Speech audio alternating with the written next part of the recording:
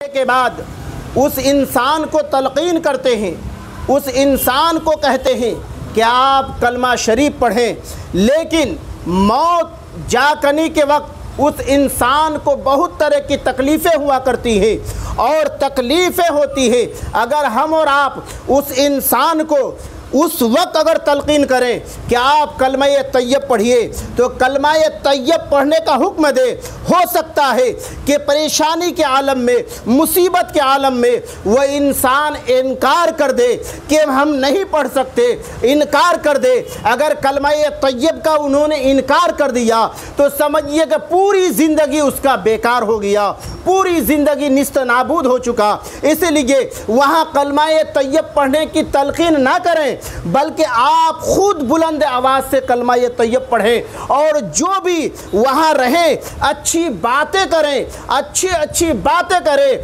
वहाँ दुनियावी कोई बात ना करें और बुलंद आवाज़ से कलमा तैयब पढ़ें, ताकि हो सकता है कि जब हम और आप कलमा तैयब बुलंद आवाज़ से पढ़ेंगे और जब बुलंद आवाज़ से कलमा तैयब पढ़ेंगे तो हो सकता है जाकनी के वक्त जो इंसान इस दुनिया को छोड़ने वाला है और कलमा तैयब उसके ज़हन पे आ जाए, उसके दिमाग पर आ जाए और कलमा तैयब ला इलाहा इल्लल्लाहु मुहम्मदुर रसूलुल्लाह सल्लल्लाहु अलैहि वसल्लम पढ़कर इस दुनिया से रुखसत हो जाएं, तो ये समझिए कि बहुत बड़ा इनाम है, बहुत बड़ा अल्लाह तबारक व तआला का फजल व करम होगा। अगर खुदा ना खास्ता अगर वो कलमा तैयब नहीं भी पढ़ रहे हैं तो आप लोग जो वहाँ मौजूद हैं वो कलमा तैयब पढ़ते हैं, तो जहाँ अल्लाह उसके रसूल का जिक्र हुआ करती है वहाँ अल्लाह के फरिश्तों का नमूदार हुआ करते हैं, अल्लाह के फरिश्ते हाजिर होते हैं और जहाँ अल्लाह के फरिश्ते हाजिर होते हैं वहाँ शैतान दाखिल नहीं हो सकता, शैतान कोसों दूर हुआ करता है। इसलिए हमें इस हदीस पर अमल करनी चाहिए और इस हदीस को हमें और आपको हमेशा अपने ज़हन पर रखनी चाहिए। और अल्लाह के प्यारे हबीब सल्लल्लाहु ताला अलैहि वसल्लम ने इरशाद फरमाया कि मौत बरहक है, मौत कभी भी ना किसी को छोड़ी है ना कभी छोड़ सकती है। मौत इस दुनिया में दो चीज़ है जो इंसान का हमेशा पीछा किया करती है और वो दो चीज़, एक मौत है और दूसरा रिज़्क। ये दूसरा रिज़्क है, यानी मौत जहाँ जिस इंसान की मौत लिखी होती है वो इंसान वहाँ तक पहुँच जाएगा और जिसके नसीब में जितना रिज़्क लिखा गया है वो चाहे हिंदुस्तान में रहे या बैरूनी मुमालिक में चले जाए, उसका रिज़्क अल्लाह तबारक व तआला वहाँ अता फरमाता है। तो दो चीज़ इंसान को तलाश कर दी जाती है और मौत, अल्लाह के प्यारे हबीब सल्लल्लाहु ताला अलैहि वसल्लम ने इरशाद फरमाया इसी तरह कि मौत का जो लफ्ज़ है, हम और आप मौत का लफ्ज़ सुनते ही हमें हमारा जिस्म और हमें आखिरत की याद दिलाती है। आइए मैं आपको बताऊं कि हज़रत मूसा अलैहिस्सलातु वस्सलाम का ज़माना है। हज़रत मूसा अलैहिस्सलाम एक ऐसे पैगंबर हैं कि जब कोई दिक्कत और परेशानी होती तो डायरेक्ट हज़रत मूसा अलैहिस्सलाम अल्लाह तबारक व तआला से कलाम किया करते थे, बात किया करते थे। जो भी परेशानी होती हज़रत मूसा अलैहिस्सलाम कोहे तौर पे जाते और अपनी परेशानियां रखते, अल्लाह तबारक व तआला उस बात को सुनता और उसकी सदाएं, उसकी आवाज़ देता, उसका जवाब देता। हज़रत मूसा अलैहिस्सलाम उस सदा को, उस आवाज़ को सुनते लेकिन चेहरा दिखाई नहीं देता और अल्लाह तबारक व तआला जो भी हुक्म देता हज़रत मूसा अलैहिस्सलाम को कलाम के ज़रिए हुक्म देता। इसलिए हज़रत मूसा अलैहिस्सलाम को कलीमुल्लाह कहा जाता है, यानी अल्लाह तबारक व तआला से कलाम करने वाला कहा जाता है, बात करने वाला कहा जाता है। वो हज़रत मूसा अलैहिस्सलातु वस्सलाम है। जब हज़रत मूसा अलैहिस्सलाम की जाकनी का वक्त आया, जब उसकी मौत का वक्त आया, तो हज़रत इजराइल अलैहिस्सलातु वस्सलाम हज़रत मूसा अलैहिस्सलाम के दरबार में हाज़िर हुए। हज़रत मूसा अलैहिस्सलाम, इसलिए कि जितने पैगंबर हैं, पैगंबर इस्लाम जो भी पैगंबर हैं और सब पैगंबरों के पास अल्लाह तबरक व तआला का पैगाम पहुँचाने के लिए फ़रिश्तों को अल्लाह तबरक व तआला ने मुकर्रर अता फरमाया है। और अल्लाह के प्यारे पैगम्बरान जितने हैं सब फ़रिश्तों को पहचानते भी हैं, और फ़रिश्ते एक शक्ल में नहीं आते। कब यानी अल्लाह रब्बुल इज़्ज़त ने फ़रिश्तों को वो इख्तियार दिया है कि जब जो शक्ल चाहे फ़रिश्ते इख्तियार कर सकते हैं। तो हज़रत मूसा अलैहिस्सलाम के दरबार में हज़रत इजराइल अलैहिस्सलाम हाज़िर हुए। हज़रत मूसा अलैहिस्सलाम इरशाद फरमाते हैं, क्या बात है? बात कलाम व सलाम हुआ। बादहू हज़रत इजराइल अलैहिस्सलाम ने इरशाद फरमाया, ए मूसा अलैहिस्सलाम, मैं अल्लाह तबरक व तआला की तरफ से ये पैगाम लेकर आया हूँ कि मैं आपकी रूह को कब्ज़ करूँ। अल्लाह रब्बुल इज़्ज़त ने ये पैगाम भेजा है कि मैं आपकी रूह को कब्ज़ कर लूँ। इतना सुनना था कि हज़रत मूसा अलैहिस्सलाम एक जलीलुल क़द्र पैगम्बर थे। अपने दस्ते मुबारक से हज़रत इजराइल अलैहिस्सलाम के रुखसार पर एक चाटा मारते हैं। एक चाटा मारना ही था कि हज़रत इजराइल अलैहिस्सलाम की आंखें बाहर आ जाती हैं। आंखें बाहर आ गई, और जब हज़रत इजराइल अलैहिस्सलाम ने अल्लाह रब्बुल इज़्ज़त की बारगाह में दरियाफ्त किया, ए परवरदिगार आलम, आपका ये बंदा है, आपका ये पैगंबर है। जब मौत की सदा सुना, जब मौत के बारे में सुना, तो उन्होंने अपने हाथ से मेरे रुखसार पर एक चाटा रसीद कर दिया है, जिसकी वजह से मेरी आंखें बाहर आ गई है। अल्लाह रब्बुल इज़्ज़त ने अपनी कुदरत से हज़रत इजराइल अलैहिस्सलाम की आंखों को दुरुस्त किया, और उसके बाद अल्लाह रब्बुल इज़्ज़त ने फरमाया, ए इजराइल अलैहिस्सलाम वापस आओ। वापस आते हैं, और हज़रत इजराइल अलैहिस्सलाम को अल्लाह रब्बुल इज़्ज़त ने एक जानवर अता फरमाता है कि ये जानवर लो और मूसा अलैहिस्सलाम के बारगाह में दोबारा पहुँचो। फिर वो जानवर लेकर हज़रत मूसा अलैहिस्सलाम के दरबार में पहुँचते हैं, और फिर हज़रत मूसा अलैहिस्सलाम से इरशाद फरमाते हैं, ए मूसा, अल्लाह तबरक व तआला का ये हुक्म है कि इस जानवर के पुष्ट पर आप अपना हाथ रखिए, और जितने बाल आपके हाथ के नीचे आएंगे उतनी बरस अल्लाह तबरक व तआला आपकी उम्र को बढ़ा दिया जाएगा, आपकी उम्र बढ़ा दिया जाएगा। फिर हज़रत मूसा अलैहिस्सलाम इरशाद फरमाते हैं, ए इजराइल अलैहिस्सलाम, उसके बाद क्या होगा? तो फिर हज़रत इजराइल अलैहिस्सलाम इरशाद फरमाते हैं, ए मूसा अलैहिस्सलाम, उसके बाद फिर मैं वापस आऊँगा और आपकी रूह को कब्ज़ करूँगा। तो हज़रत मूसा अलैहिस्सलाम ने इरशाद फरमाया कि उतनी इंतज़ार करने की ज़रूरत नहीं है, अभी मेरी रूह कब्ज़ करो और मुझे यहाँ से ले चलो। तो हज़रत मूसा अलैहिस्सलाम की रूह कब्ज़ किया गया। तो बताने का असल मकसद ये है कि जितने पैगंबर हैं, जितने सहाबा हैं, जितने ताबईन हैं, जितने तबे ताबईन हैं, यहाँ तक कि जब से हज़रत आदम अलैहिस्सलाम की तख्लीक अल्लाह रब्बुल इज़्ज़त ने किया, उस वक्त से लेकर ता क़यामत तक जितने भी जानदार चीज़ें आएंगी, सारी चीज़ों को मौत का मज़ा चखना है। और ये मौत जो है, जब हम कुरान की इस आयत पर अगर थोड़ा सा गौर करें तो हमें समझ में आ जाएंगे कि मौत आखिर है क्या चीज़।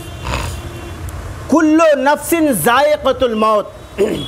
उलमा किराम बैठे हैं, पूरे कुरान का आप तिलावत कर लीजिए, पूरे कुरान का मानी तशरीह और ट्रांसलेशन कर लीजिए। पूरे कुरान में आपको कहीं लिए नहीं मिलेगा कुल्लु रूहुन ज़ाइक़तुल मौत, कहीं नहीं मिलेगा। इसलिए कि कुरान में कुल्लु रूहुन ज़ाइक़तुल मौत है ही नहीं है। इसलिए कि जो मौत होती है वो रूह की मौत नहीं होती, बल्कि ख्वाहिशात की मौत होती है। रूह कभी मरती और मिटती नहीं है। रूह एक जगह से दूसरी जगह मुंतकिल कर दिया जाता है। जिस तरह जिसका मकाम होता है, उसी तरह उसकी रूह का मकाम रखा हुआ है। और हदीस मुबारका है कि किसी की रूह आलम इल्लीन तक, किसी की रूह आबे जमजम में, किसी की रूह अर्श मुअल्ला पे, और बहुत ऐसे हजरात हैं जिनकी रूहें अल्लाह तबारक व तआला ने उसके कब्र पर अता फरमा दिया है। जब जी चाहे वो रूहें चल फिर सके। और वो रूहें कौन है? वो अल्लाह के बरगुज़ीदा बंदे हैं, जिसे हम औलियाए किराम कहते हैं, अंबियाए किराम कहते हैं, शोहदाए किराम कहते हैं, सिद्दीकीन कहते हैं, अलीईन कहते हैं। उन लोगों की रूहें अल्लाह रब्बुल इज़्ज़त ने उसके मज़ार पर अता फरमा दिया है। तो रूहें कभी मरती और मिटती नहीं है। और रूहें के बारे में आया है, बहुत इंसान ये कहते हैं कि मर गए, ख़त्म हो चुके, अब उसके कुछ करना लेने से क्या फ़ायदा है। लेकिन आइए मैं आपको हदीस का टुकड़ा बताऊं। तिरमिज़ी शरीफ की हदीस है। अल्लाह के प्यारे हबीब सल्लल्लाहु अलैहि वसल्लम इरशाद फरमाते हैं, सहाबाए किराम का मौजमा है, और ऐसे मौजमा में है जिसमें हज़रत सिद्दीक़ अकबर है, हज़रत फ़ारूक़ आज़म है, हज़रत उस्मान गनी भी है, यानी चारों खुलफ़ाए राशिदीन, जिसे खुलफ़ाए राशिदीन कहते हैं, वो चारों खुलफ़ाए राशिदीन भी मौजूद है, और दीगर साहबाए किराम मौजूद है। और उस मजमा में अल्लाह के प्यारे हबीब सल्लल्लाहु ताला अलैहि वसल्लम से साहबाए किराम ने सवाल किए, ए अल्लाह के प्यारे हबीब सल्लल्लाहु अलैहि वसल्लम, हमें बता दिया जाए कि रूहें मरती है तो मिट जाती है या ख़त्म हो जाती है, और जिस्म के बारे में, जिस्म के ताल्लुक़ से आप क्या कहते हैं। तब अल्लाह के प्यारे हबीब सल्लल्लाहु अलैहि वसल्लम ने इरशाद फरमाया, ए मेरे प्यारों, ए मेरे सहाबियों, सुनो, रूहें कभी मरती और मिटती नहीं है। रूहें यानी उसके मकाम, उसकी जगह बदल दी जाती है, एक जगह से दूसरी जगह कर दी जाती है। और जो इंतकाल, जिस इंतकाल को हम उर्दू में इंतकाल कहते हैं, और उस इंतकाल का जब हम उर्दू लग़वी मानी देखते हैं तो इंतकाल का लग़वी मानी भी यही होता है, एक जगह से दूसरी जगह चले जाना, जिसे अरबी में हिजरत कहते हैं, उसी तरह उर्दू में इंतकाल कहते हैं। तो अल्लाह के प्यारे हबीब ने फरमाया कि रूहें कभी मरती और मिटती नहीं है।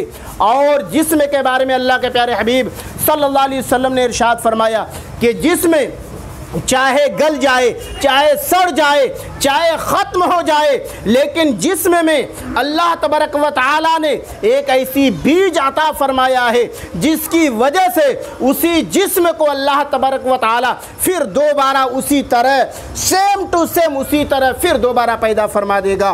और कुरान भी शाहिद है, जब हम और आप मिट्टी देने जाते हैं तो पढ़ते हैं, मिन्हा खलकनाकुम व फीहा नुईदुकुम व मिन्हा नुखरजुकुम तारतन उखरा।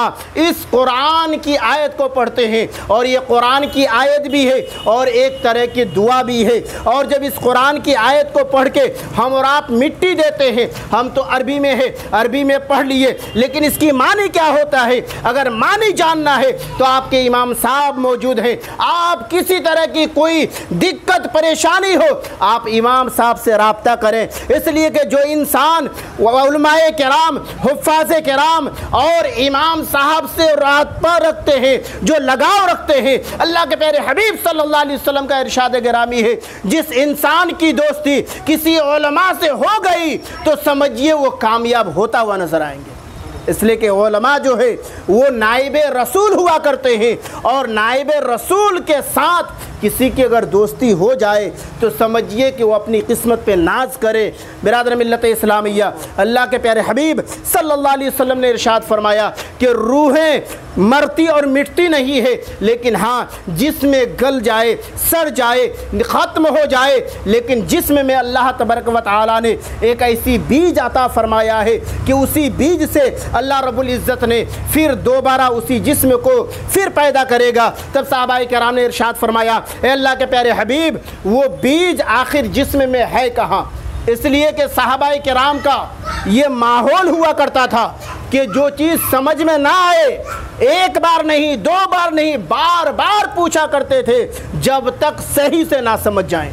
बिरादर मिल्लत इस्लामिया, तब अल्लाह के प्यारे हबीब सल्लल्लाहु अलैहि वसल्लम ने इरशाद फरमाया, वो इंसान की जिस्म का बीज जो है वो रीढ़ की हड्डी में कुछ ऐसी बारीक नसें हैं जिसे ना दूरबीन से देखा जा सकता है, ना मिट्टी गला सकती है और ना आग जला सकती है।